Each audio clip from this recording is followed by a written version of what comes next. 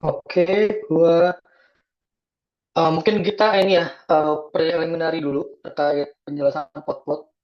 Nanti setelah ini kita akan bahas ke materi ya, ke PPT-nya. Di sini gue cuma pengen untuk recap terkait PPA pot-pot yang akan menjadi ranah bahasan kita. Kalau kata anak-anak zaman kini, at glance-nya lah. Jadi kira-kira kita akan bahas apa PPA pot-pot ya. PPA pot-pot itu meliputi ada banyak nih. Ada ini tampilannya, ada PPH 21. Ini yang paling ini ya paling banyak nih dari ribet nih. Ini eh, terkait perorangan ya, diterima individu OP. Terus ada PPH 4 ayat 2, terus ada PPH 22, PPH 23, PPH 24. Ini kita nggak pelajari. Ini dipotong di luar jurisdiksi Indonesia. Sebelumnya saya skin gue udah kelihatan ya. Gue nggak ngetik kosongan gitu ya. Iya, kelihatan, Pak. Aman ya. Untuk PPH 25 ini bukan pot-pot karena store sendiri PPH 26. Nah, kalau misal teman-teman ada yang bilang, Kak, PPH 15 kok tak adu gitu, Kak. PPH 15 itu basicnya dalam laporan itu PPH 23 ya. Tapi PPH 15 itu adalah terkait peraturan tarif dan juga norma perhitungan. Jadi PPH 15 itu terkait tarif, tarif dan norma perhitungan. Makanya kalau misalnya teman-teman tanya nih, Kak, ada nggak pelaporan SPT PPh pasal 15? Oh, tak ada, teman-teman. Jadi SPT PPh pasal 15 itu bergabung kepada PPh pasal 23 nanti di laporan SPT-nya. Kalau 24 kita nggak akan bahas karena ini potong di luar jurisdiksi Indonesia. Jadi teman-teman kalau udah belajar international tax nanti akan sering berhadapan sama 24. Kalau 26 basicnya 21 itu apabila diterima oleh BPDN ya, dari BPLN maka akan menjadi 26. Lalu untuk PPh 23 juga sama. PPh 23 atau 15 eh, apabila diterima BPLN itu akan menjadi PPh 26. Jadi basicnya kita akan berkutat di situ aja. Karena tadi itu informasi yang gue tangkep PPh 21 nggak usah dibahas, Kaks, gitu kan. Oke, jadi PPh 21 di sini akan gue hapus. Kita akan bahas PPh 4 ayat 2, 22, 23, dan 26. Oke, 26 nggak perlu juga ya. Kita hapus. 4 ayat 2, 22, 23, dan oke, 24 kita hapus. Wah, lama-lama gue hapus semua nih. Ini gue hapus nggak lah bercanda. Jadi kita akan belajar 4 ayat 2, 22, dan PPh 23. Nah, kalau misal teman-teman nanti udah tahu terkait sifat pemotongan, ya, sekarang mungkin gue akan kembali ke PPh pasal 4. Di dalam PPh pasal 4, gitu kan, itu disebutkan bahwa jenis penghasilan. Penghasilan itu worldwide income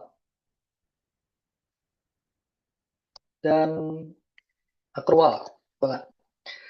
Jadi semua penghasilan dari luar negeri maupun Indonesia itu dikenakan pajak dan sifatnya itu accrual.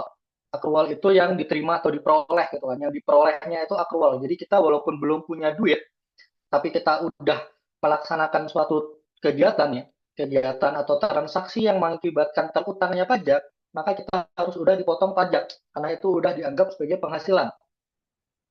Nah, dari PPh pasal 4 ayat 2 itu dikategorisasiin menjadi 4 jenis penghasilan nih, gitu kan. Pertama itu uh,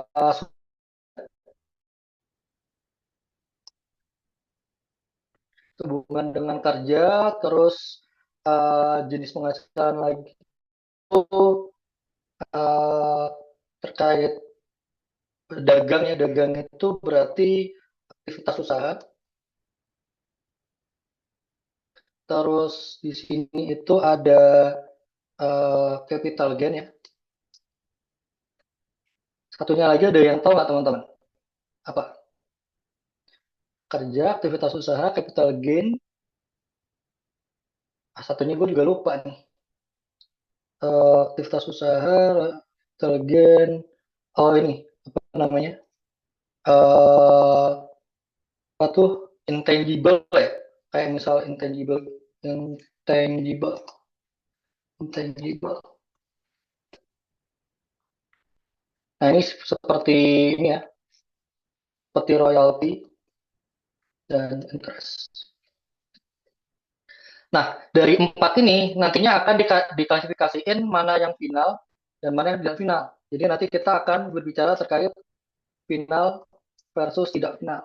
Sebelum gua ini ya, ini preliminary lah pembukaan ya. Sebelum nanti gua bahas ke PPT ini ditanya akan final apakah tidak final itu apa? Nah, yang final, final itu berarti sekali dikenakan dan tidak dapat dikreditkan dan tidak dapat dikreditkan. Yang tidak final sekarang sekarang dipotong, nanti dihitung ulang, namun pemotongan dapat dikreditkan. Nah, contoh ya, di sini ada contoh. Contoh yang pertama, eh, final dulu ya, contoh final. Contoh PPH final. Langsung langsung jadi satu aja kali ya. Contoh, Bapak Julfi eh, seorang petani sukses. Beliau memiliki usaha di bidang eh, ini aja. Beliau memiliki PT atas nama PT Jaya Makmur yang bergerak di bidang jasa konsultasi. Pada tahun 2023, PT Jaya Makmur melakukan pemberian jasa kepada PT TKC atas jasa konsultasi sebesar 3 juta rupiah. Nah, di samping itu, PT Jaya Makmur juga memiliki sebidang tanah idol yang disewakan ke Nyonya Jalva. Atas penyewaan tanah tersebut, jangan Nyonya Jalva ya, nanti kalian bingung ya, kepada PT Zalfa. Atas penyewaan tanah tersebut, PT Zalfa membayar sebesar 10 juta rupiah untuk masa sewa 1 tahun. Nah, di sini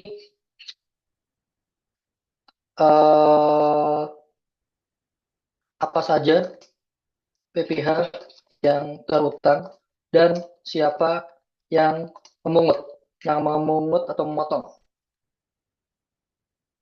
Nah,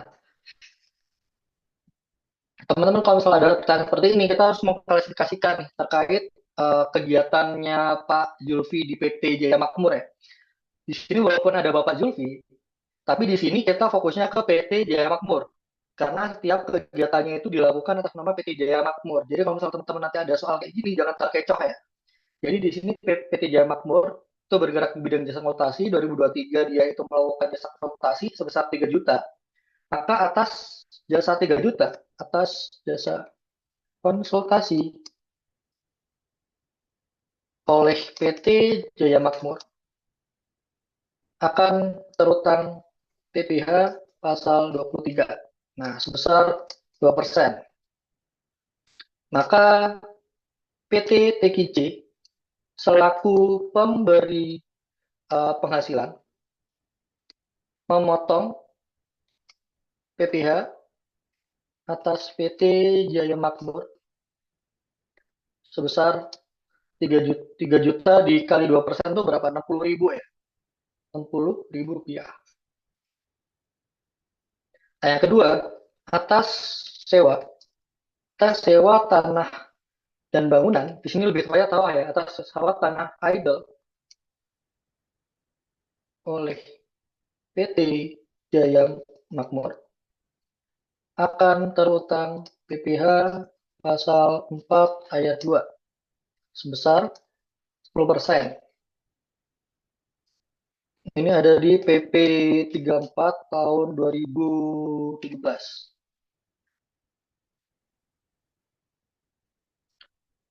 Sewa Tanah Idol, terus maka PT Dalfa selaku pemberi penghasilan memotong PPh final atas PT Jaya Makmur sebesar 1 juta. Nah, sekarang kita di sini adalah terkait laporan keuangan. Misal kita bikin namanya commercial income atau biasa disebut sebagai laba rugi komersial. Nah, pertama di sini ada jenis penghasilan. Penghasilannya yang pertama ada jasa konsultasi. Yang kedua ada jasa, bukan jasa ya, pendapatan sewa. Nah, jasa konsultasi itu nilainya adalah 3 juta. Sedangkan sewa adalah 10 juta.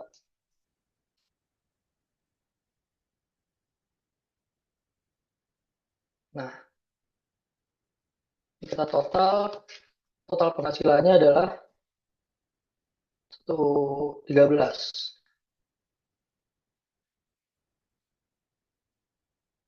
Nah, di sini mungkin ada catatan ya, ada biaya. Misal katakanlah biayanya ternyata nol nih gitu. Kita nggak punya biaya karena ternyata konsultasinya dilakukan sendiri oleh Bapak Zulfi. Dan Bapak Zulfi di sini nggak minta gaji, berarti di sini biayanya nol. Yang enak biayanya gue jadi nol dulu ya, operasional nol. Nah, maka di sini pendapatan itu adalah 13 juta. Nah, teman-teman, di sini yang perlu diperhatikan. Kalau kita ngomongin komersial, terus pendapatan itu dijumlahkan. Tetapi ketika kita ngomongin fiskal, gitu kan, maka di sini akan timbul koreksi fiskal. Koreksi fiskal timbul karena adanya pendapatan final. Kalau pendapatan tidak final, gitu kan, sekarang dipotong, nanti dihitung ulang, namun pemotongan dapat dikreditkan. Kalau final sekali dikenakan dan tidak dapat dikreditkan, berarti sekali aja dikenain. Jadi kalau misal dikenain sekali ini, maka di sini nggak perlu diperhitungkan lagi. Maka koreksi fiskalnya di sini yang pertama adalah koreksi fiskal negatif nih, sebesar pendapatan jasa. Koreksi fiskal negatif sebesar 10 juta. Nah, sehingga di sini eh, penghasilan neto fiskal itu adalah 3 JT. Nah, 3 JT ini kita nggak semerta-merta langsung dikenakan tarif pajak harusnya ya. Harusnya nanti kita menghitung biaya-biayanya karena di sini anggapannya biayanya kosong, maka kita langsung kalikan aja nih penghasilan. Di sini langsung aja pajak ya, PPh badan. Asumsi eh, tidak menggunakan 31E ya, pasal 31E. Maka langsung kita kalikan 22%. Nah, terutangnya adalah 660.000. Tapi ini yang belum final untuk dibayarkan kantor pajak. Kita masih memiliki kredit pajak nih. Kredit PPh 23. Kredit PPh 23-nya berapa? Sebesar 60 juta, 60.000.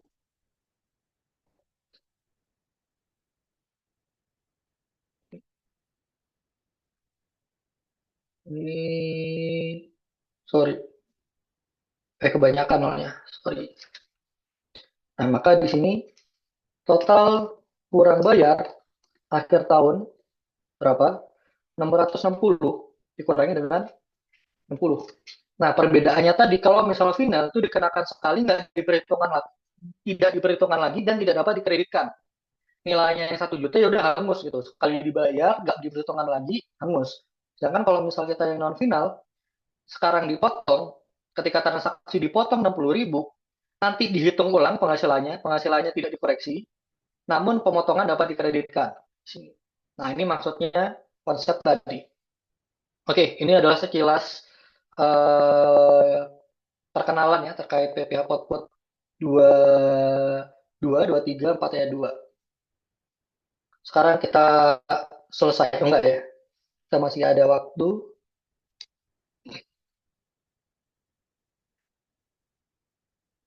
Kita akan ke materi nih, teman-teman. Eh, Teman-teman udah melihat sesuatu di layar? Udah, Kak. Kok di gua rusak gini ya? Bentar. Kenapa gua rusak?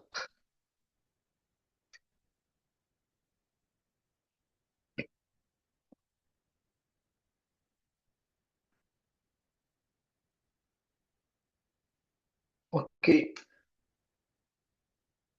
Mungkin nggak usah gua gedein ya. Kalau misal gua full screen kayaknya rusak deh. Kayak misalnya seperti ini kelihatan nggak teman-teman? Kelihatan nggak? Aman. Kelihatan ya? Aman ya? Kita lari ke final dulu. 4 ayat 2 dan pasal 15. Tolong diperhatikan pasal 15 nggak semuanya final ya. Ada beberapa saja yang final. Jadi kalau misalnya yang final larinya ke 4 ayat 2, kalau yang tidak final larinya ke pasal 23. Ini tadi sempat gue bahas singgung sekilas ya terkait sifat dasar PPh final. Ini untuk mempermudah tidak dapat dikreditkan, diperhitungkan sekali. Nantinya itu ketika di dalam SPT tahunan pasti dikoreksi negatif, gitu kan? Dan biayanya juga pasti akan dikenakan koreksi positif.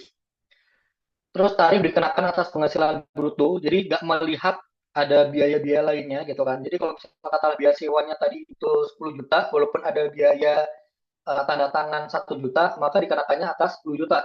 Tidak ada pengurang yang dapat mengurangi PPh final. Lalu pelunasannya dapat dipungut atau dipotong dan atau dilakukan penyetoran sendiri. Kalau dipungut atau dipotong, paling lambat dibayarkan tanggal 15. Kalau disetor sendiri, dibayarkan paling lambat tanggal 15. Nah, disetor sendiri itu gimana, Kak?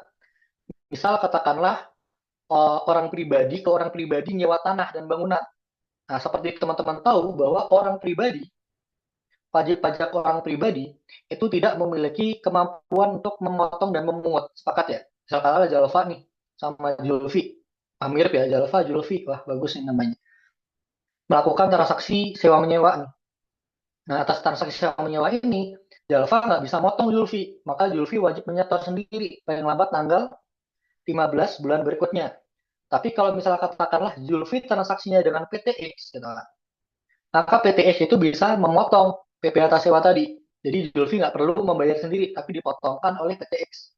Seperti itu. Itu terkait taxing power. Selanjutnya di sini terkait jenis PPh final 4 ayat 2. Nanti koreksi ya misalnya ini nggak update ya. Ini kayaknya materi-materi lama. Oh ini sip. Konstruksi ini udah update ya teman-teman ya. Jadi konstruksi ini nanti teman-teman baca sendiri. Ini tidak update konstruksi. Ini sekarang udah baru nih terkait ininya peraturannya. Jadi secara garis besar bunga deposito tabungan obligasi Sun, wah Sun ini bukan Sun ini ya, bukan di Sun ya. Dan bunga simpanan koperasi itu tarifnya 20%. Terus hadiah undian. Nah, undian ini sifatnya yang tidak ada kegiatannya. Undian berhadiah. Nah, itu tarifnya 25%, baik OP maupun badan. Jadi kalau misalnya ada undian berhadiah, ibaratnya Jalfa ikut jalan sehat, ada bagi-bagi door prize, itu pasti dikenakan 25%. Harusnya, supposed to be, tapi prakteknya kadang nggak dikenakan. Nah, kalau misalnya undiannya itu, kalau misal hadiahnya itu tidak dalam bentuk undian, katakanlah si Zulfi ikut kegiatan balap karung dan dia menang, dia dapat hadiah, maka hadiahnya tidak masuk hadiah undian, karena itu karena kegiatannya Zulfi. Zulfi menangin balap karung. maka penghasilan tadi tidak teratur utang PPh 4 ayat 2. Kalau misalnya tanya, Kak, kalau misalnya dia seperti itu gimana, Kak? Itu tidak dipotong PPh mana aja ya. Jadi itu nanti dilaporkan sendiri di dalam SPTOP dikenakan tarif progresif, teman-teman. Terus ada transaksi saham yang diperjualbelikan di bursa efek. Itu tarifnya 0,1%. Pengalihan tanah dan bangunan atau usaha real estate itu 2,5% di store sendiri. Yang nomor 4 ini ada di PP 34 tahun 2016, teman-teman. Sebelumnya di PP tahun 2013 itu tarifnya 5%. Di bulan September PP 34 2016 itu diterbitkan sehingga tarifnya turun menjadi 2,5%. Selanjutnya di sini sewa tanah dan bangunan. Tadi sempat gue mention ya, ada PPh-nya final tarifnya 10% di PP 34 tahun 2017. Lalu di sini usaha konstruksi, teman-teman nanti lihat lagi terkait peraturan yang terbaru. Kalau peraturan lama itu di eh, PP 5 ya tahun 2009 ya. Tapi sekarang itu ada PP baru yang mengatur terkait usaha konstruksi, tarifnya beda-beda dan nilainya tuh nggak ini ya, nggak bagus lah, nilainya koma 2 sekian gitu dan 1, sekian. Nah, lalu ada PPh UMKM nih, PP 23 tahun 2018. Awalnya tuh PP 32 tahun 2013, bagaimana telah diubah PP 23 tahun 2018, diubah lagi di PP 55 tahun 2022. Itu sekarang tarifnya 0,5%. Ini adalah PPh UMKM kalau misalnya teman-teman udah pada tahu ya. Nah, lalu di sini ada terkait, uh, sorry, kenapa? Sip, bagus. Mantap. Yuk. Oke, kita lanjut ya teman-teman. Wah, sekarang udah jam pulang ya. Gua harusnya pulang nih. Sewa tanah dan atau bangunan di sini. Tadi sempat gua mention ya di sini. Ini untuk sewa tanah dan bangunan. Ini terkait tata caranya ada di pasal 3 KMK 394 tahun 1996. Di sini apabila orang pribadi itu kan, itu misal di store sendiri paling lambat tanggal 15, kalau misal dipotong paling lambat tanggal 10. Tadi sempat gua mention ya. Nah, ini teman-teman nanti bisa pelajari lebih lanjut, karena tadi sempat gue mention, biar untuk menghemat waktu, gue akan next. Nah, usaha jasa konstruksi. Nah, teman-teman untuk usaha jasa konstruksi, ini udah nggak relevan, karena di peraturan terbaru ada 6 jenis kategorisasi. Ada konsultasi, ada pengawasan, gitu kan, sama ada pelaksanaan, gitu. Jadi nanti teman-teman bisa baca terkait jasa konstruksi. Intinya di dalam peraturan jasa konstruksi itu gini teman-teman. Setiap kegiatan yang menghasilkan penghasilan oleh badan usaha konstruksi itu disebut PPh jasa konstruksi. Contohnya gini, mungkin kita balik lagi ya di Excel nih biar enak nih. Kita orat-orat ya, tetap manja. Ini yang kadang teman-teman bingung. Apa bedanya KAKS gitu kan? Apa bedanya PPh 23 jasa konstruksi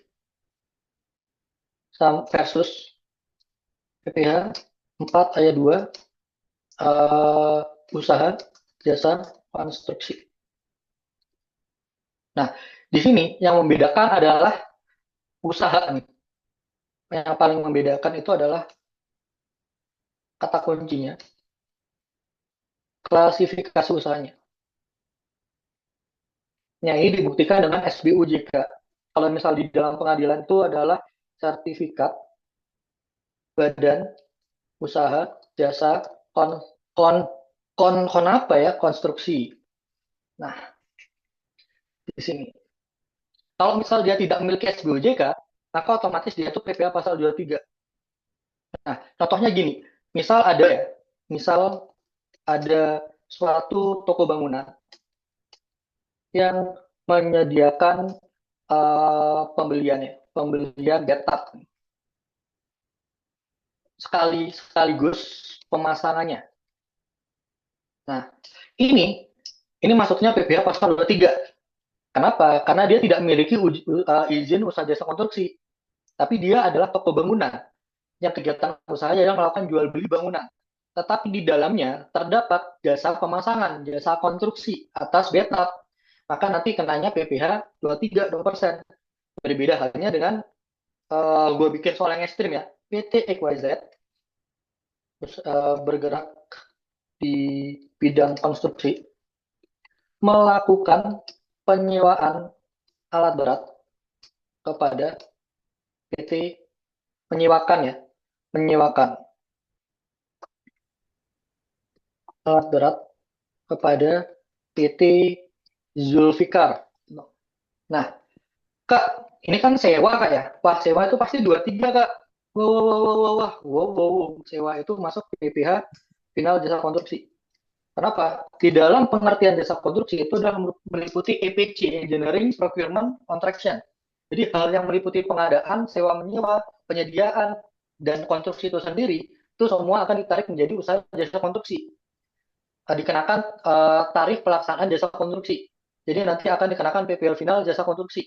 Berapapun nilainya, walaupun yang disewakan adalah berat, itu dikenakan jasa konstruksi. Jadi ini yang kadang salah kaprah di dalam lapangan, yang membedakan jasa konstruksi sama non-jasa konstruksi. Kalau misal nanti PT Equalized melakukan jasa konstruksi, ya udah. Nanti kalau misal jasa konstruksi aja, kalau misal sewa alat berat itu aja dianggap PPL final konstruksi, apalagi melakukan konstruksi itu sendiri. Gitu. Engineering, Procurement, and Construction. Ini. Jadi perakitan, terus penyediaan alat dan sebagainya, dan konstruksi itu sendiri sudah meliputi satu kesatuan PPh final konstruksi. Ini teman-teman ya, ini perlu digaris bawah ini. Kadang teman-teman, wah Kak ini kan sewa ya. Gitu.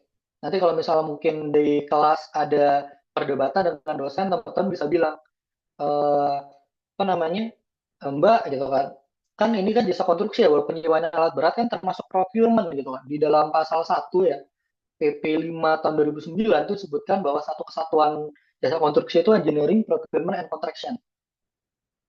Karena SPT usaha jasa konstruksi itu pasti nihil.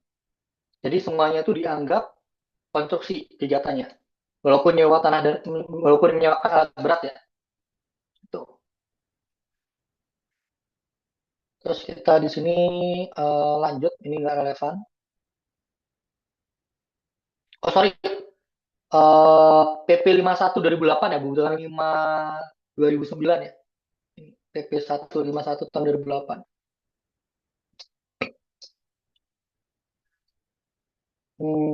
Kita next ke PPUMKM. Kayaknya ini nggak penting PPUMKM. Karena teman-teman pasti udah tahu ya PPUMKM.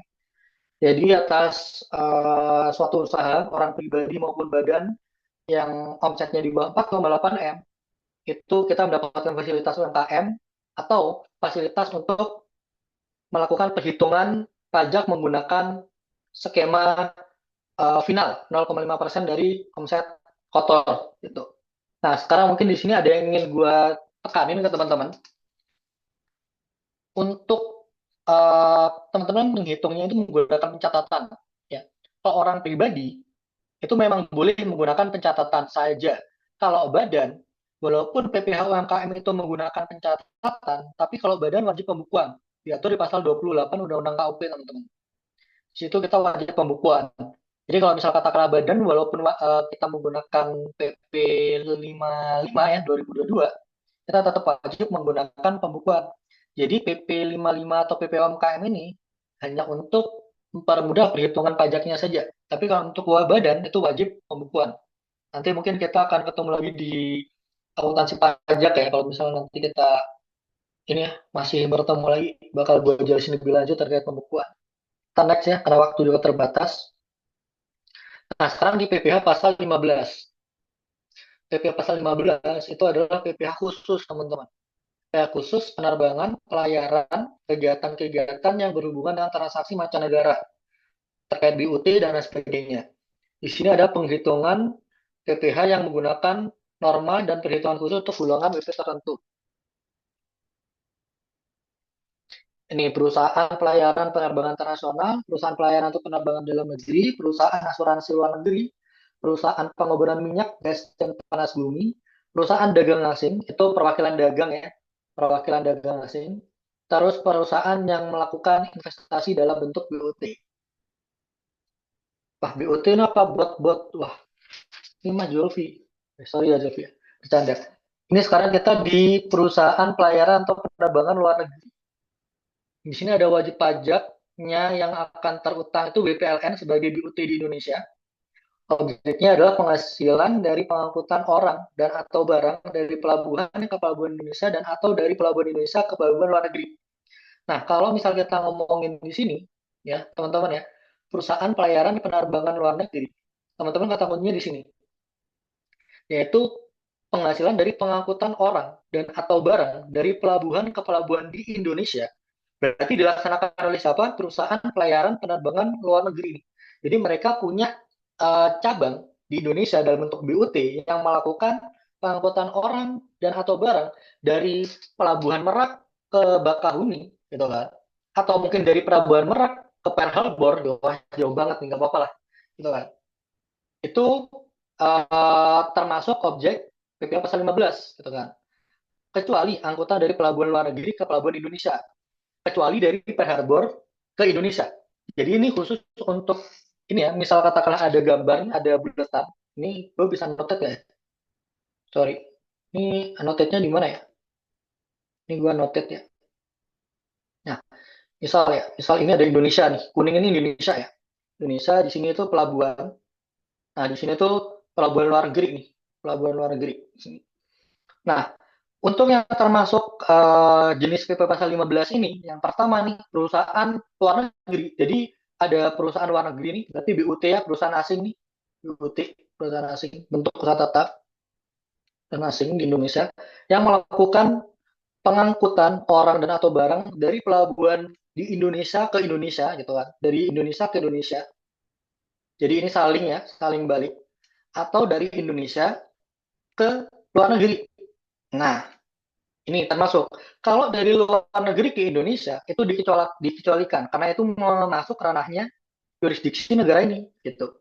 Jadi nanti yang akan mengenakan PPh dari negara X ini, negara X dan ini negara Y gitu. Negara Indonesia lah ini. Indonesia, INA gitu. Indung, INA. Nah, kayak gini.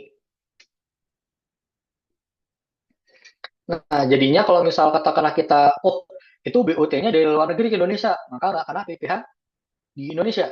Tapi kalau misal dari Indonesia ke luar negeri akan dikenakan PPh di Indonesia. Seperti itu. Oke, ada pertanyaan adik-adik? Gak ada ya? Kita akan hapus karena kita di sini metode cepat ya. Oke, kita next. Untuk norma penghasilan itu untuk menghitung PPh akhir tahun itu 6% dari peredaran bruto, teman-teman. Kalau misal teman-teman pengen cepat, ya udah 2,64 dikalikan peredaran bruto tarifnya gitu kan. Itu untuk mempermudah terkait hitungannya. Nah, untuk tata cara pelunasannya gimana gitu kan. Penghasilan dari charter dipotong oleh pencharter, disetor paling lambat tanggal 10 bulan berikutnya. Wah, ini udah pakai singkatan ya. PL itu paling lambat, BB berat badan, bukan bulan berikutnya. Selanjutnya penghasilan selain charter. Di sini disetor sendiri paling lambat tanggal 15 bulan berikutnya, teman-teman. Lalu di sini penghasilan lainnya dikenakan PPh sesuai dengan ketentuan berlaku. Oke. Nah, jika tidak memiliki BUT, nah ini teman-teman nanti akan belajar di ini ya, pajak internasional ya. No PI, no tax. No permanent establishment, no BUT itu tidak dikenakan pajak. Tapi kalau misal ada BUT, itu kan any tax itu. Jadi nanti akan mengikuti ketentuan ketiga b atau ketentuan dalam negeri. Kak, charter itu apa? Nah, bagus nih.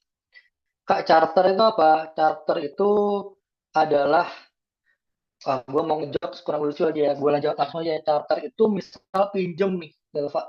Jadi katakanlah charter itu misal gue pinjem kunci.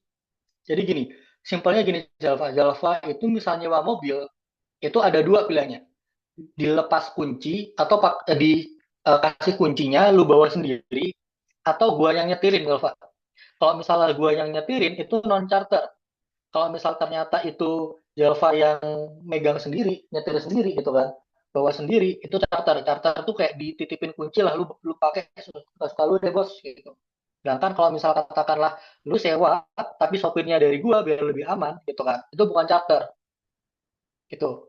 Jadi kalau misal selain charter ya paling gampang nih, paling gampang ya teman-teman di kepala teman-teman pikirin kalau selain charter itu kayak ini ya, kayak Bluebird gitu, kayak travel kayak gitu. Jadi teman-teman itu menyewakan mobil antar jemput, tapi teman-teman nggak punya hak untuk mengendari sendiri. Kalau charter itu adalah sewa mobil nih di rental-rental. Jalva biasanya tuh party kan ya. Jalva party di Dingdong tuh. Biasanya tuh di situ kalau misalnya nyewa mobil sendiri di tempat penyewaan mobil itu sebenarnya charter kayak gitu. Oke, aman ya Jalva? Aman, Kak. Thank you. Mantap. Oke. Wah, ketahuan ya kedoknya Jalva ya. Oke, soalnya sekarang di perusahaan pelayaran penerbangan, ini terkait perhitungannya. Perhitungannya itu simpel, nanti teman-teman bisa baca sendiri ya, nanti gue share lah. Ya udah langsung dikenakan 2,64% di sini dari total ongkos charter.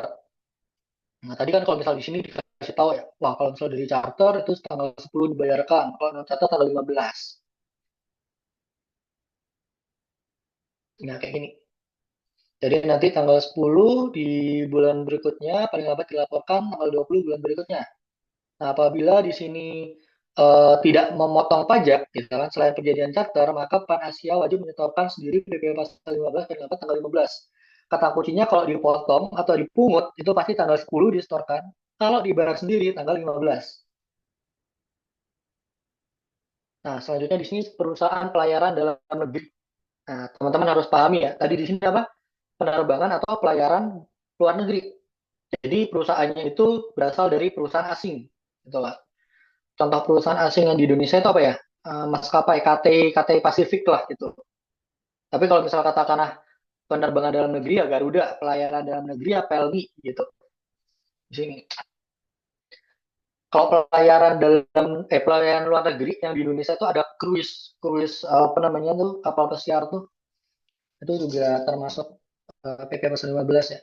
Perusahaan pelayaran dalam negeri orang yang bertempat tinggal di Indonesia ya yudensil dalam negeri di Indonesia pasti atau badan didirikan di kedudukan Indonesia SPDN yang melakukan usaha pelayaran dengan kapal yang didaftarkan baik di Indonesia maupun di luar negeri atau dengan kapal pihak lainnya. Jadi walaupun kapalnya itu didaftarkannya di luar negeri maupun didaftarkan di planet Mars, wah kejauhan kak, misal daftarkannya di mana aja deh gitu kan, itu juga termasuk kategorisasi usaha pelayaran dalam negeri. Walaupun kapalnya itu milik milik sendiri di Indonesia atau milik atau dibeli di luar negeri atau milik orang lain yang kita sewa juga termasuk. Jadi di sini didaftarkan baik di Indonesia maupun di luar negeri atau dengan kapal pihak lain. Nah, jadi misal katakan kapalnya didaftarkan di Indonesia, gampangannya gini deh, didaftarkan di Indonesia tuh dapat plat nomor B sekian gitu, gampangannya. Kalau di luar negeri dapat nomornya sesuai sama platnya. Kalau di Thailand ya udah kangkak parakang pampang gitu. Terus kalau misal di kapal dengan pihak lain tuh kita sewa gitu. Jadi bukan punya kita, bukan kita daftarkan atas nama kita, tapi kita nyewa. Entah nyewanya di dalam negeri maupun di luar negeri. Lalu di sini ada objek penghasilannya itu penghasilan yang diterima atau diperoleh wajib pajak dari pengangkutan orang dan atau barang. Sama tadi ya, termasuk penghasilan penyewaan kapal yang dilakukan dari pelabuhan di Indonesia ke pelabuhan lainnya di Indonesia, pelabuhan di Indonesia ke pelabuhan di luar Indonesia, pelabuhan di luar Indonesia ke pelabuhan di Indonesia, dan pelabuhan di luar Indonesia ke pelabuhan lainnya di luar Indonesia. Nah, teman-teman harus garis bawain yang ketiga nih. Pak Jaki, tadi katanya pelabuhan di luar Indonesia ke pelabuhan Indonesia itu nggak dikenakan pajak ya, sesuai dengan P3B gitu. Iya, benar. Tapi kalau misal itu perusahaan luar negeri, tapi kan ini perusahaannya milik orang Indonesia gitu kan. Kan PDN ya nggak bisa bos. Perusahaan Indonesia dikenakannya di domisili. Domisilinya mana? Indonesia gitu. Jadi kalau misalnya ada perusahaan Indonesia nerbangin atau ini ya atau apa ya, melayarkan ya untuk melayarkan pelakunya dari Singapura ke Indonesia, PLNI misal katakanlah itu juga dikenakan pajak di Indonesia, dikenakan PPh pasal 15. Untuk menghitung PPh neto akhir tahun itu 4% dari peredaran bruto. Lalu pajak turutannya adalah 1,2% dari peredaran bruto. Dan sifatnya ini final. Nah, kalau misal sifatnya final udah sekali jebret, kita nggak akan perhitungkan lagi di setiap tahunan. Cara pelunasan penghasilan dari charter dengan pemotong pajak wajib dipotong Tadi ya, udah ya. Kalau pemotong paling lambat tanggal 10, kalau dipotong atau dipungut paling lambat tanggal 10. Kalau dia nyetor sendiri, gitu kan. Berarti kalau misalnya selain charter dan kepada non pemotong, maka setor sendiri paling lambat tanggal 15. Tuh. Oke. Ini apa nih link-link bisa dibuka nih. Oke, kita next ya. Nah, untuk perhitungannya kayak gini, teman-teman nggak perlu gue jelasin aja. Ini contoh soalnya sangat easy busy lah, teman-teman. Kalau misal soalnya kayak gini doang, Java mah mereng, kuis juga dapat 100. Oke, kita next. Nah, sekarang perusahaan penerbangan dalam negeri. Tadi penerbangan atau pelayaran luar negeri. Sekarang perusahaan penerbangan dalam negeri. Sekarang yang perlu diperhatikan, kalau kita ngomongin pelayaran, tarifnya apa? Final, gitu kan. Final. Pelayaran final, kalau penerbangan tidak final. Gitu. Berarti kalau pelayaran maksudnya 4 ayat 2, kalau penerbangan dalam negeri maksudnya PPH pasal 23, non final. Nah, ini teman-teman bisa ini ya, kurang lebih sama kayak tadi depannya perusahaan dalam negeri perusahaan penerbangan dalam negeri itu perusahaan milik wajib pajak orang pribadi maupun badan ya yang berkedudukan di Indonesia gitu kan, yang peroleh penghasilan berdasarkan perjanjian charter. Yang dimaksud dalam perjanjian charter meliputi bentuk charter termasuk sewa ruangan pesawat udara baik untuk orang dan atau barang gitu. Nah, kenapa di sini hanya untuk charter teman-teman? Kalau misal non charter, berarti kalau misal kita terbang naik Garuda kan itu non charter kan ya. Maka itu tidak termasuk objek PP pasal 15 itu. Jadi ini hanya untuk yang charter, yang kita pinjam pesawat gitu. Kira-kira di sini ada yang pernah pinjam pesawat nggak? Pinjam pesawat kali mau ke rumah nenek gitu kan. Sudah saya pinjam pesawat nih. Jangan-jangan di sini ini ya, tarifnya bukan pinjam pesawat ya, tapi nebeng. Waduh, sulit kalau nebeng ya. Nebeng beli kue 400.000. Objek pajak. Di sini penghasilan dari pengangkutan orang dan atau barang yang dimuat dari pelabuhan ke pelabuhan lain di Indonesia dan atau dari pelabuhan di Indonesia ke pelabuhan lain di luar negeri. Nah, maksudnya pelabuhan itu ini ya, sorry ya. Pelabuhan itu apa namanya itu? Bandara lah sebutannya ya. Tapi di sini sebutannya pelabuhan lah. Teman-teman pasti udah yakin lah ini kayaknya bukan pelabuhan, ini kayak bandara maksudnya. Untuk norma penghasilan 6%, dari penghasilan bruto, pajaknya terutang 1,8% dari peredaran bruto, tidak final. Nah, kalau misal charter dipotong oleh pencharter, selain charter, poin A di atas nama potongan langsung dihitung PPh badan milik pesawat. Hmm. Nah, jadi kalau misal katakanlah tadi tidak di charter itu kayak yang Garuda nih. Garuda kan ini ya, penumpang nih, penumpangnya penumpang random lah gitu. Julfa bisa, Julfi bisa gitu kan. Dan itu kita nggak bisa nyewa gitu. Maka tanpa pemotongan. Jadi PPh-nya nanti akan dihitung di akhir tahun gitu. Kalau misalnya ada yang tanya nih, tadi kayaknya ada yang udah mau tanya nih ketika gue skip gitu kan. Oke, untuk perhitungannya kayak gini ya. Simple banget. 100 juta dikali 1,8%. Nanti kalau ini dipotong, maka paling lambat dibayarkan tanggal 10, dilaporkan tanggal 20. Nah, di sini untuk satu urutan timbal final, teman-teman nanti bisa belajar sendiri karena ini sifatnya non pemahaman ya. Jadi teman-teman hanya hafalan aja. Pengelolaan tanah dan bangunan kapan, sewa bangunan kapan, jasa konstruksi kapan, dividen kapan, pelayanan negeri kapan, pelayaran kapan, penerbangan kapan. Sebenarnya paling simpel mana yang lebih dulu antara pembayaran atau saat terjadinya penghasilan gitu. Jadi kalau misalnya pembayaran ya udah saat duit diterima. Kalau saat terjadinya pembayaran, saat terjadinya penghasilan gimana Kak? Yaitu saat tagihan disampaikan, saat penghasilan diakui gitu atau pencatatan piutang gitu kan. Piutang terhadap misal katakan dicatat account receivable terhadap piutang. Nah, itu udah terutang PPh harusnya. Ketika kita udah nerbitin tagihan. Oke, udah selesai ini ya. Kayaknya kita ini ya. Oh, masih ada ya, masih ada waktu mungkin sampai 17.30 kali ya teman-teman ya.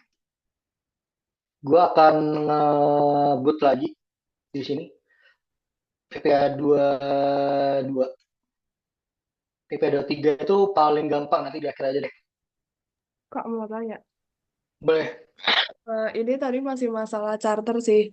Kayak aku mau Mm, mastiin aja kalau yang penerbangan itu kan tadi kan kalau misalnya yang non charter, contohnya kayak pesawat Garuda ngangkut penumpang kayak biasa gitu kan.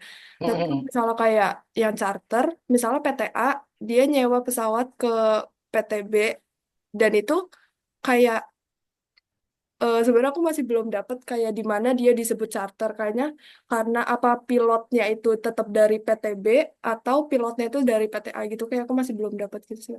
Oke, sebenarnya kalau misalnya kita ngomongin secara etimologis ya, anjir etimologis, secara dari kata per kata, charter itu apabila kita memegang penuh atas hak penggunaan kapal pesawat tersebut. Misalnya katakanlah pesawat ini gue sewa semuanya, walaupun nanti pilotnya itu kita ambil dari Garuda, tapi haknya penyewaannya itu full dari kita, Java ya. Semuanya itu kita berhak pilih nih. Jadi gue sama keluarga mau di kursi A, B, C gitu kan. Nanti pilotnya gue mau pilotnya yang satu nih, namanya itu Pak ini ya, Pak Pablo gitu. Nanti kopilotnya Pak Julfi gitu. Karena saya kalau misalnya disupirin Pak Julfi, saya agak mual nih gitu. Pak Julfi itu kalau nyetir pesawat agak kurang bagus gitu. Nah itu termasuk charter, Jalva. Jadi charter itu dia punya hak atas penggunaan semuanya. Entah itu ruangan, entah itu kita apa namanya mau ganti pilotnya, itu terserah. Jadi charter itu kalau misal katakanlah kita nyewa seluruhnya pesawat. Misal katakanlah gini ya, misal kantor gua mau nyewa penerbangan ke Bali. Walaupun semua penerbangannya itu isinya kantor gua semua, Jalva ya. Tapi ketika kita belinya di tiket.com gitu kan, kita beli di tiket.com, kebetulan kita beli semua di satu kantor berangkat ke sana. Tapi karena kita tidak memiliki hak untuk seenaknya sendiri gitu kan, ibaratnya untuk mengganti-ganti pilot, untuk kita menggunakan ruangan ruangan di pesawat, kan tetap ngikutin peraturan SOP dari ini ya maskapai ya. Maka itu tidak disebut charter, Zalfa. Jadi itu tetap dihitung sebagai ya udah sewa pesawat biasa, tapi kebetulan sorry kok sewa pesawat itu dihitung sebagai perjalanan dinas biasa atau pembelian tiket biasa gitu. Tetapi kebetulan satu pesawat itu isinya kantor kita semua karena belinya di satu situs misalnya katakanlah kayak gitu. Oh, dan itu juga berlaku di pelayaran Kak, kayak gitu. Kalau pelayaran juga sama sih, untuk pelayaran. Makanya tadi untuk pelayaran yang berbeda itu hanya pelayaran luar negeri. Jadi untuk pelayaran dalam negeri sama pelayaran luar negeri yang berbeda. Oh, Makanya tadi kan pelayaran luar negeri yang mengenal istilah charter dan non charter. Kenapa? Karena luar negeri wah bahaya nih maskapai luar negeri kalau misal dibiarin beroperasi di Indonesia kan kita nggak dapat pajaknya nih. Makanya kalau misal dia non charter, dia tetap dikenakan pajak gitu di Indonesia luar negeri. hmm. Oke, paham. Thank you Kak. Oke, wah ini gue akan lanjut ya teman-teman ya. Semoga lah waktunya tepat ya. PP pasal 22, kita next. PP pasal 22 itu yang paling susah. Di sini PP pasal 22 itu banyak sekali pemungut dan objeknya. Pemungutnya itu bisa bank devisa, DJBC untuk impor, terus bendara pemerintah ya untuk penggunaan dana APBD, APBN. Untuk ekspor itu tarifnya berbeda-beda ya. Ada yang 1,5, ada yang berapa kalau misalnya nggak pakai API ya, 3%, ada dan sebagainya ya. Dan bermacam-macam lah. Kalau misalnya untuk transaksi bendara pemerintah itu 1,5%, kayaknya harusnya ada di bawah ini. Kita next-next saja, ini nanti gue kasih teman-teman bisa baca sendiri. Nah, di sini yang dimaksud BUMN nih, anak BUMN itu ada beberapa perusahaan, kayak USBP, ini kimia farma ya, kimia farma, apotek, dan lain sebagainya. Nah, di sini ada industri. Teman-teman catat aja ya, kertas kertas itu 0,5, semen itu 0,1, baja itu 0, sorry, eh, hmm, baja itu 0,3 ya, otomotif farmasi itu 0,45 kalau nggak salah. Nanti deh kita lihat ya. ATPM importir itu tadi 1,53, produsen importin. Ini paling susah deh kalian hafalan. Ini mana tarifnya? Woi. Nah ini. Nah, di sini kalau misal untuk PPh 22 impor itu 2,5, kalau misalnya nggak ada apinya itu 2,5, kalau misalnya untuk barang bahan pokok itu 0,5 di sini. barang tertentu 10%, 7,5 itu misal tidak dikuasai itu dilelang. Terus untuk yang dua ekspor itu 1,5, bendahara pemerintah 1,5, batu bara itu 1,5. Ini untuk pembelian hasil hutan perkebunan, pertanian, peternakan, dan perikanan itu 0,25, termasuk di dalamnya adalah pengepul, PPh 2 pasal 22 migas, ini ada beda-beda 0,25, SPBU Pertamina 0,3 itu SPBU swasta non SPBU, 0,3 itu LPI dan Pelumas. Oh ini 0,1 kertas, semen itu 0,25, baja 0,3, oh obat 0,3, sorry. Otomotif yang 0,45. Nah ini hafalan nih teman-teman. Nah ini nanti teman-teman kuat-kuatan hafalan.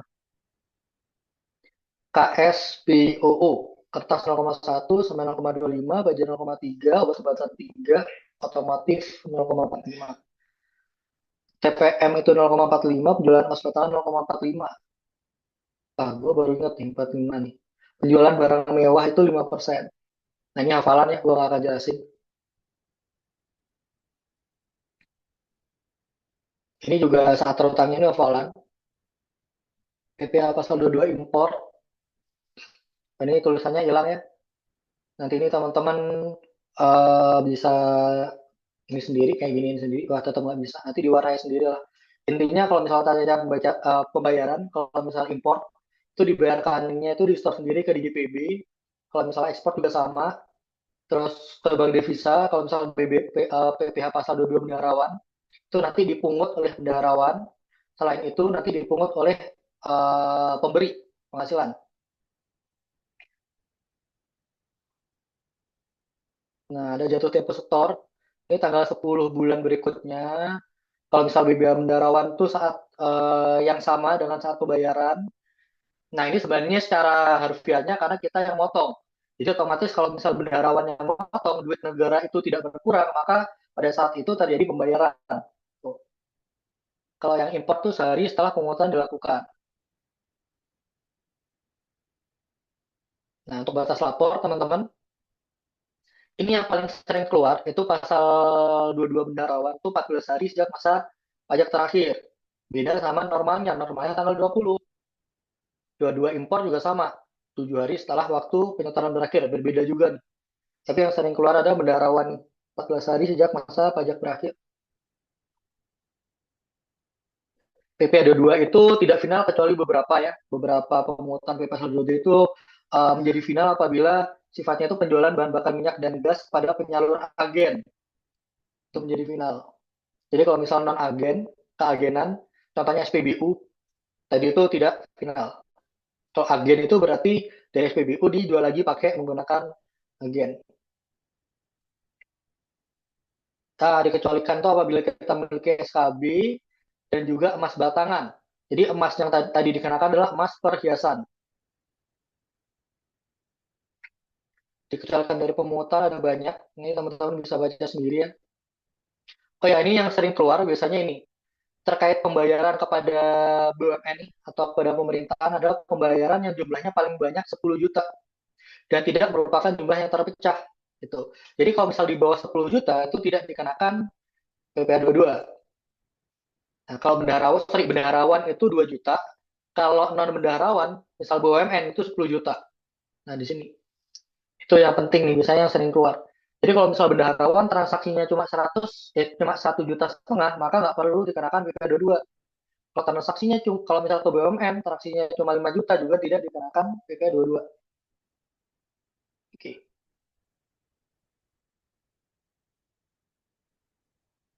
Nah, ini terkait barang mewah ya. Barang mewah itu beberapa ini cuma hafalan juga. Teman-teman bisa baca sendiri. Gua aja kadang juga nggak hafal ini apa aja, tarifnya berapa. Nah, ini ada 1% dari harga jual. Untuk apa aja, 5% untuk apa aja. Dan sifatnya ini adalah tidak final. Nah, ini ada contohnya ya. Wilmar membeli TBS sebesar 1 miliar. Ya, nanti teman-teman bisa belajar sendiri nih ya. Kita next, teman-teman. Ini waktunya udah mepet ya. Ini sebelum maghrib, teman-teman.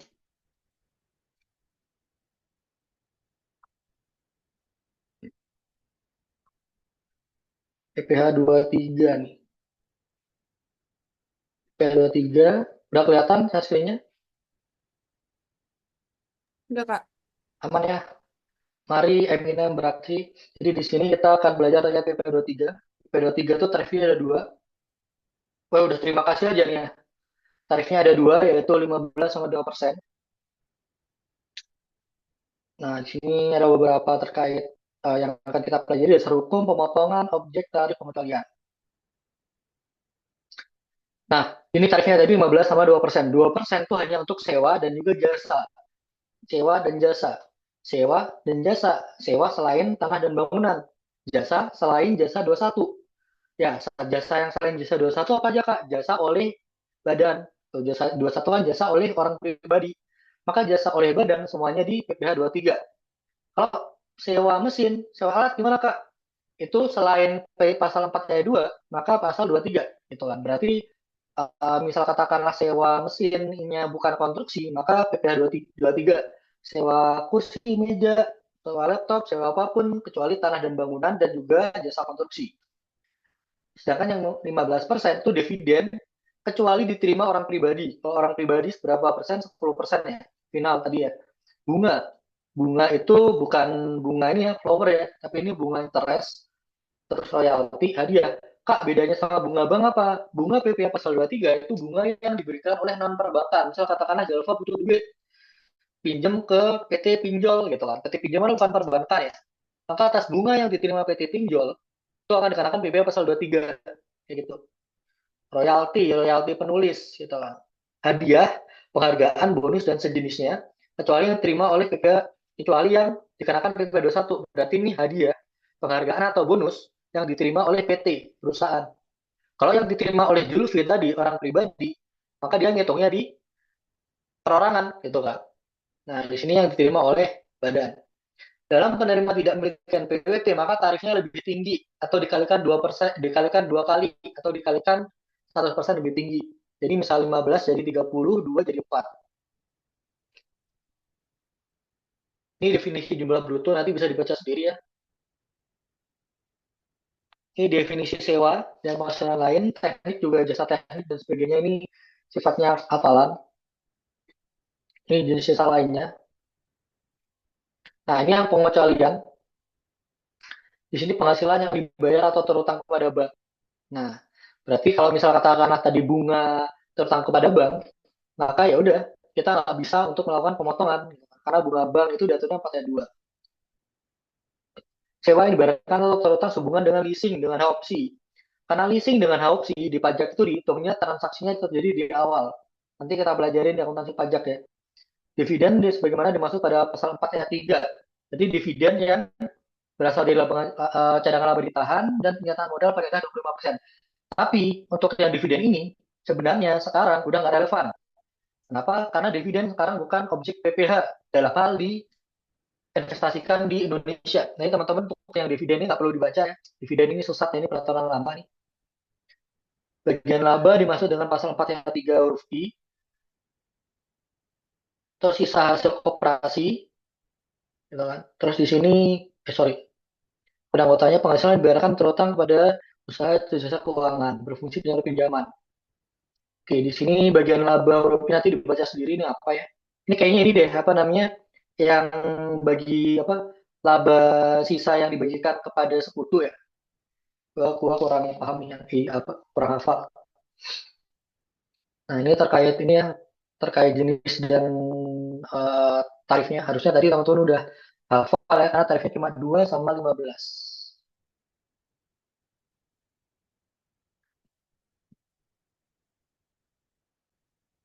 Ini contoh nih, PTA.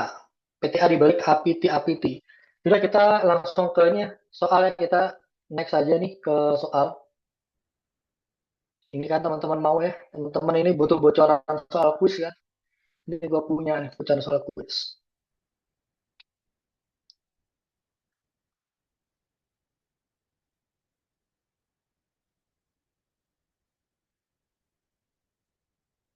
Nah, padahal gue cuma ngasal aja ini ya. Asal ngambil soal dari soal-soal SKP. Biasanya sih kalau misal kalian kuis itu ABC atau ini ya, atau SE ya teman-teman ya.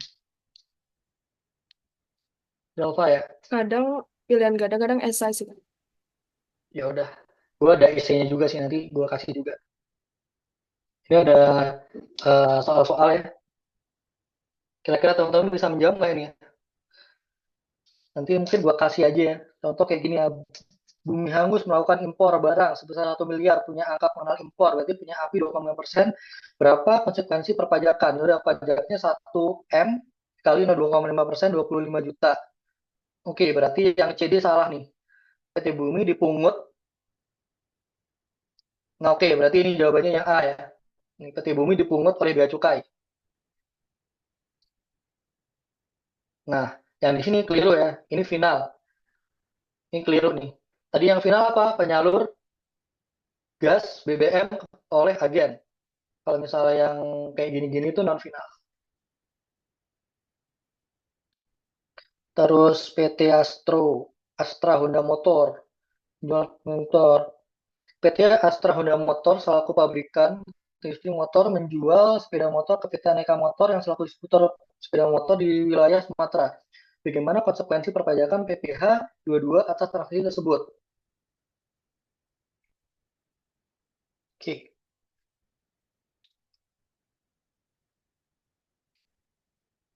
Nah ini, PT AHM melakukan pemungutan kepada Aneka Motor dan PPh 22 tersebut merupakan kredit pajak PT Aneka. Nah ini teman-teman gua coba bantu kerjain ya, teman-teman bisa jadi kaji ya. Kalau misal ternyata jawaban gue salah ya gue minta maaf lah. Simpel itu. Enak banget gak ngomongnya. PT Mercedes Indonesia menjual Mercy seri S600 sebesar 4M.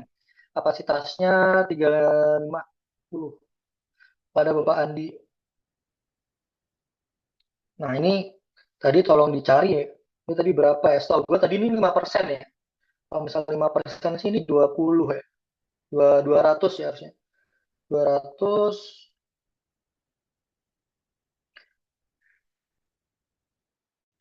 ini harusnya. Jadi teman-teman ini ya cari-cari sendiri ya. Terus di sini satu-satunya pungutan final adalah ini ya agen ya. Tadi kita udah sempat bahas beberapa kali.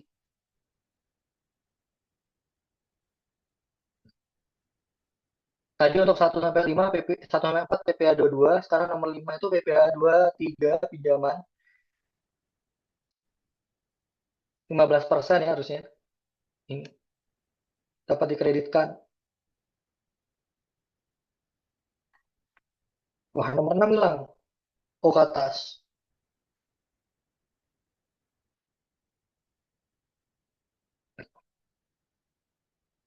Kita mendapatkan 1 unit mobil Alphard senilai 2 miliar. Dapatkan 1 unit Alphard. Berarti ini hadiah ya. Nomor 6 itu hadiah, PPA 23 15%. Nah, angkutan umum.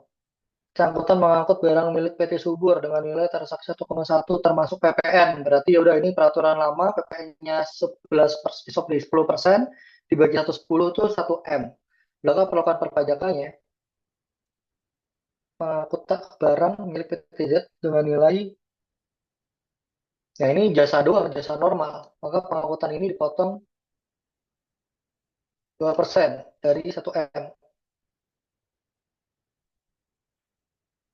PT Maju Makmur menggunakan jasa manajemen fee dari Singapura dengan nilai sebesar 1 miliar rupiah. Tax treaty yang berlaku untuk warga negara Singapura adalah 10%. Sementara lawan transaksi WP Singapura tidak bisa menunjukkan surat keterangan domisili. Berarti nggak bisa pakai tax treaty ya di sini.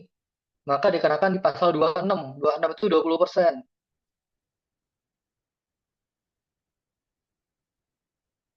Nah, jadi kalau misal pakai tax treaty, syaratnya itu harus memiliki SKD, surat keterangan domisili.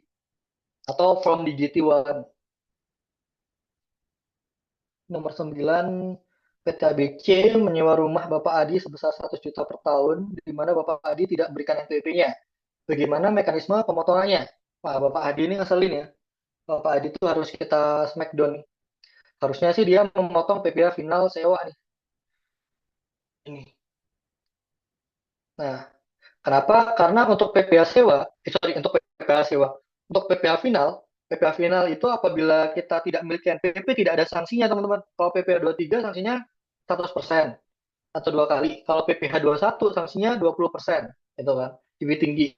Kalau PPh 4 ayat 2, setahu sependek pengetahuan gue, itu tidak dikenakan sanksi ya. Makanya kita nggak punya NPWP, kita nggak punya data perpajakan, tapi misal kita beli barang, beli tanah dan bangunan, itu nanti kita masih bisa ya, masih bisa membeli tanah dan bangunan, terus kita membayarkan PPh final atas pengalihan tanah dan bangunan. Wah, gue ngarep banget nih, udah mulai capek nih. Nomor 10, ini gue lanjut kali ya. Kalau misalnya nggak gue kasih kunci jawabannya, teman bingung nih. PT Jasa Indonesia menggunakan jasa tenaga kerja outsourcing, pasti 21 nih, dengan tagihan sebesar 20 juta. Oke, berarti PT ke PT ya. Oke, berarti atas jasa PT ke PT, bukan 21 nih. Di mana tagihan tersebut dilampirkan bayaran slip gaji kepada 20 karyawan outsourcing tersebut dengan total bayaran 160 juta. Bagaimana pemotongan? Maka yang akan dilakukan adalah pemotongan atas yang ini pemotongan 23 weighted. PT menggunakan jasa tenaga kerja outsourcing dari PT Briliant. Oke, ini dua jasa kan dua ya. Dua. Kok empat gak ada ya? 2% dari 200 juta kan 4 juta. Oh ini ada nih. Jasa Indonesia motong 24%. Ini teman-teman. PT Pertamina Persero mengirim BBM kepada perusahaan SPBU, PT Pertamina Agen. Nah, Agen ya, BBM swasta sebesar 5 juta. Bagaimana mekanisme pemungutannya? Ini ada yang final-final, makanya final. Kami dipungut sehingga harus membayar serat dipungut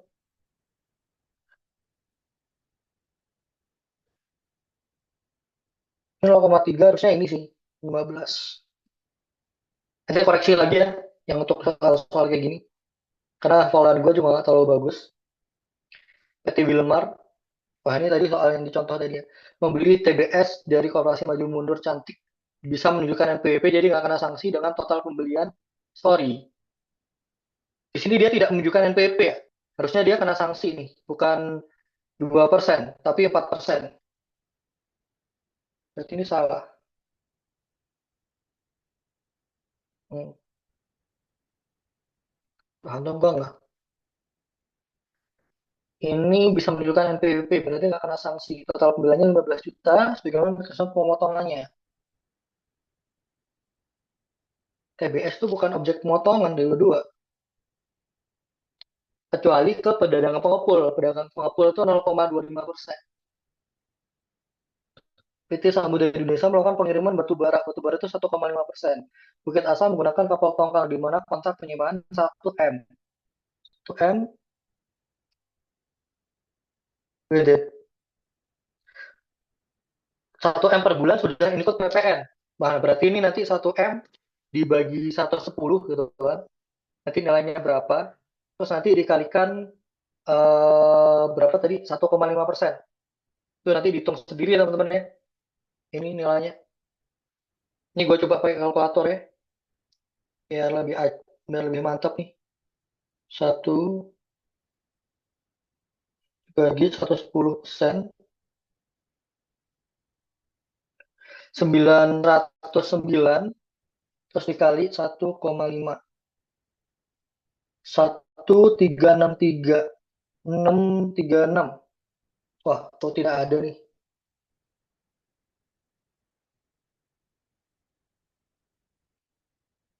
Oh, sorry. Ini ya pengiriman pengiriman batu bara ya. Ini kayaknya bukan ini deh, batu bukan kena PPh 22 deh. Ini PPh pasal 15. Makanya sih gue ngeliat loh, kok 15 ya?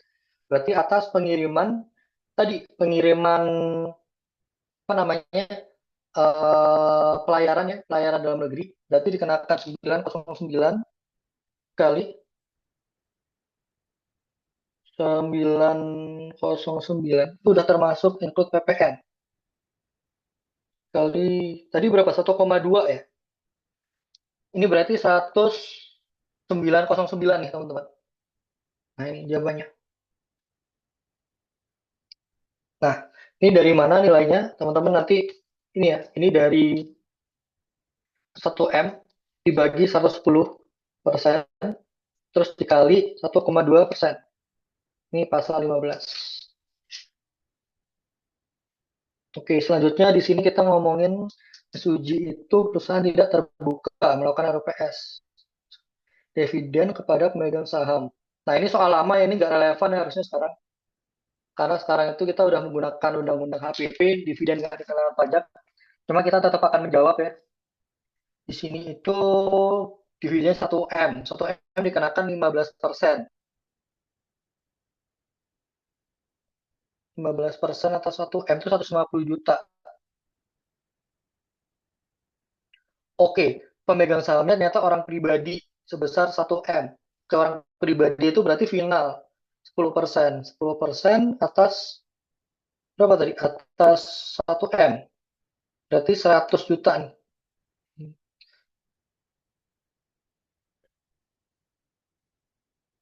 Oke. Kenapa? Karena ini OP, jadi dividen itu 10%. PT Rekanan milik NPP, oke, jadi nggak ada sanksi. Melakukan penjualan jasa perbaikan sekolah ke bandara SMA. Harus hati-hati nih, jasa penjualan jasa perbaikan sekolah ke bendara SMA. Nilai proyek 100 juta. Bagaimana mekanisme pemotongan? Nah, karena itu nasibnya bendahara pemerintah, maka akan dikenakan pemotongan PPh pasal 22. 22 itu sebesar 1,5 tadi harusnya ya. PPh 22. Bendahara melakukan pemotongan PPh 22 1,5. Sorry. Melakukan penjualan jasa. Mhm.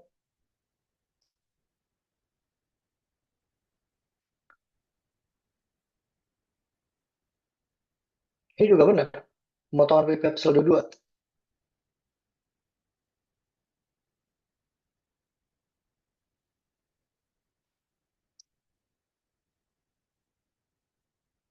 Sorry, kita balik lagi. Gue juga belajar ya. Coba. Setahu gue sih PPh pasal 22 bendaharawan itu atas barang ya, atas jasa itu dikenakan apa enggak ya? Kita coba balik lagi ke PPT ini.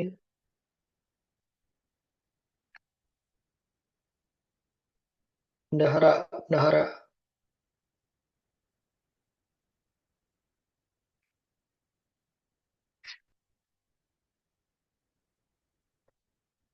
bendaharawan itu, sorry bendaharawan mana ya?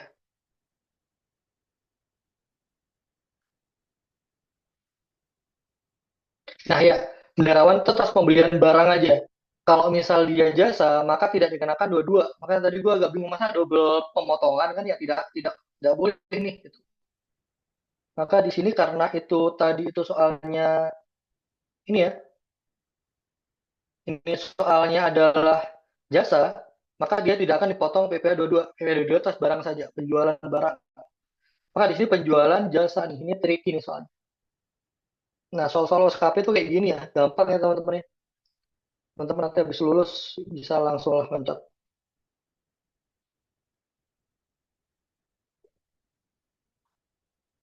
Kak, izin tanya, tadi soal nomor 10 itu slip gajinya yang seharusnya juga dihitung 4% atau dihitung 4% ya, atau hanya 4% atas 40 juta saja.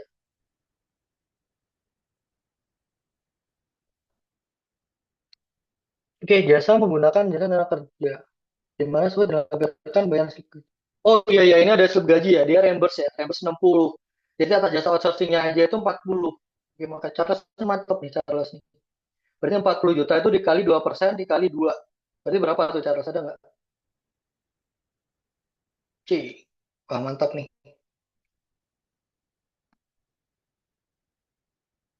Oke, mantap. Udahlah, kayak gitu ya teman-teman ya. Oke, selesailah sudah untuk pertemuan hari ini. Kita akan sudahi sebelum maghrib. Ya, kurang lebihnya gue mohon maaf. Jadi kalau misalnya ada pertanyaan, feel free aja ya. Tapi kayaknya gue lagi banyak pendingan ini ya, pemeriksaan SPDODK gitu. Ya, semoga kuisnya sukses. Kalau misal teman-teman pengen lomba, silakan ikut lomba. Misal nanti ada mau pendampingan lebih lanjut, bisa kabarin Zalfa atau Patricia. Gue mungkin ucapkan terima kasih ya atas antusiasmenya dan gue mohon maaf atas kekurangannya. Wassalamualaikum warahmatullahi wabarakatuh. Saya kembalikan ke Zalfa. Sekalian gue izin live ya. Thank you teman-teman. Iya, makasih juga Kak. Oke. Thank you, Kak. Udah boleh live ya teman-teman. Makasih.